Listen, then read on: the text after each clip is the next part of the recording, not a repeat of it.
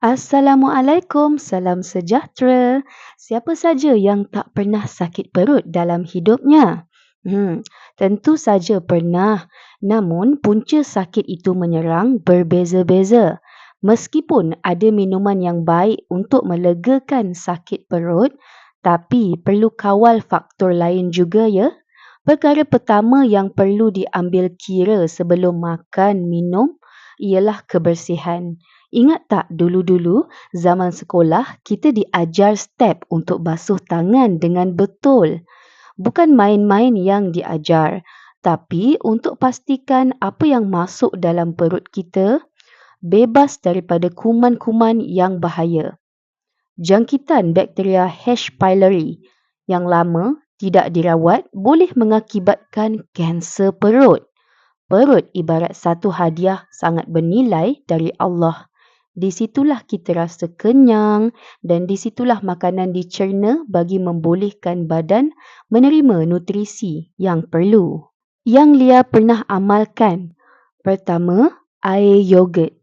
Sebab apa air? Ialah sebab kalau perut tak selesa, memang ada yogurt yang agak solidify. Solid tu kan yang kita makan tu. Tapi sebaiknya ambil yogurt tu bancuhkan dalam air yang suam-suam, minum sikit demi sikit. Jadi air yogurt ialah pilihan yang baik untuk mengekalkan dan meningkatkan sistem imun kerana probiotiknya. Selain itu, probiotik dalam yogurt juga memudahkan pertumbuhan bakteria baik dan memerangi bakteria jahat dalam usus. Untuk melegakan sakit perut, pilih air yogurt biasalah tanpa gula tambahan. So, air yogurt juga bukan baik saja untuk perut anda, tapi bagus untuk kulit. Untuk orang yang ada eczema kan, kalau selalu amalkan yogurt pun sangat baik sebenarnya. Yang kedua, air jus betik. Betik ini Lia tahu bukan semua orang suka rasanya. Tapi buah yang selalu diabaikan inilah banyak manfaatnya. Jadi, betik ini merupakan salah satu buah yang boleh membantu merawat sakit perut pada kanak-kanak akibat sembelit. Jadi, kita pun yang dah besar ni, orang dewasa pun boleh amalkan. Manfaat ini diperoleh daripada enzim ya, seperti papain, chymopapin, carricane dan glycyl endopeptidase yang boleh menurunkan tahap keasidan dalam perut dan menguraikan protein dalam makanan kepada molekul yang lebih ringkas untuk penghadaman yang lebih mudah.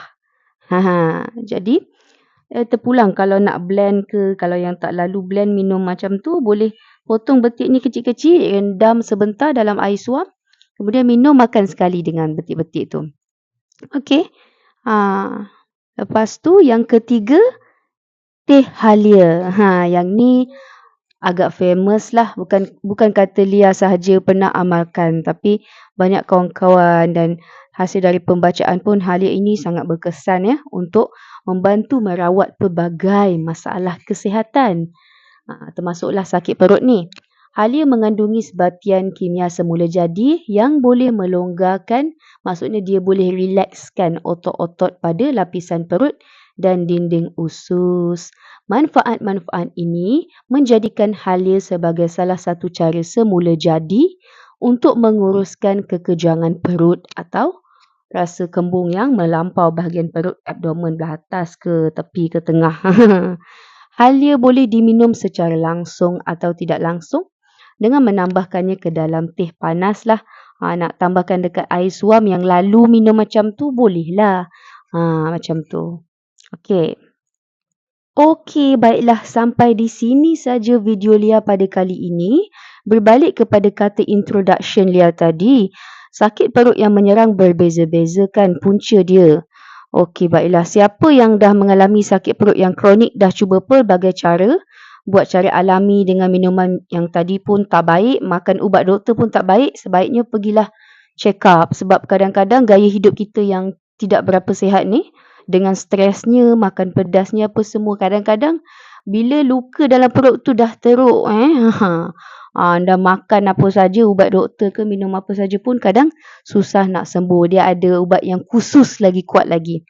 So pergi check up, nanti dia akan buat scan ke scoop ke untuk tengok keadaan perut anda level mana. Yang kalau mild dia akan bagi ubat sajalah.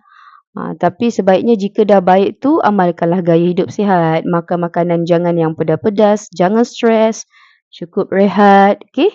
Makan dan minum yang sihat-sihat yang tadi Lia kongsikan. Baiklah, jaga diri, jaga kesihatan, jaga solat. Bye. Assalamualaikum.